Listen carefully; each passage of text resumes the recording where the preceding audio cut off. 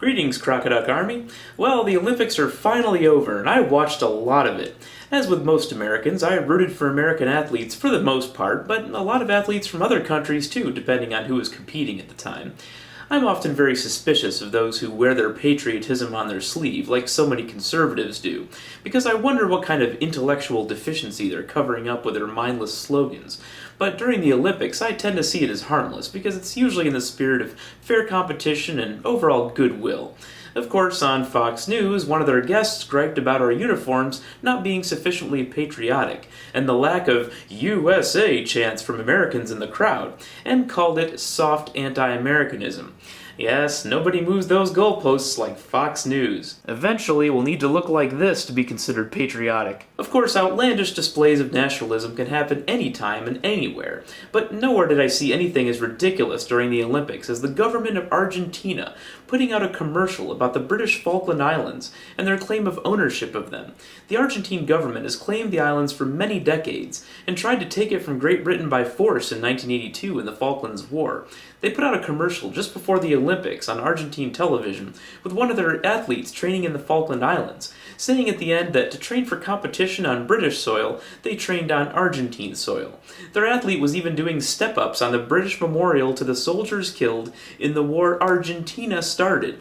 Now, I'm not one to get all weepy or incensed about memorials being desecrated, but to use the Olympics to advance a useless nationalistic cause like that is disappointing. He would have had more space to run if Argentina would clear the minefields they left during the war. A lot of the cultural differences in the Olympics were interesting, and sometimes showed how similar we humans are to each other, but sometimes it was the opposite. A female runner from Afghanistan, Tamina Kohestani, competed in London, and she had to endure things to get there that almost no athlete has to. She had received death threats and accusations of being a prostitute from the Taliban, and the additional burden of being almost entirely covered head to toe, even with extra layers in some places, like a skirt over the leggings.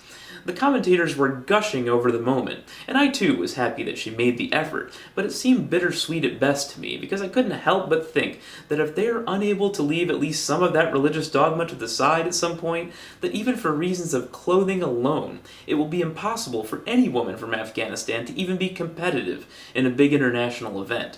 A proverbial pat on the back for the effort is the best they can expect until then. I hope this is just the first step, but it's still sad to me. Speaking of bittersweet, I would sometimes root for an athlete to win an event, something that they had trained countless hours for, sacrificed money, time, family, and sometimes more to get to that pinnacle of their sport, and often helped along by the particular genetics of their parents, to be tall enough or short enough to help them beat the rest of the world.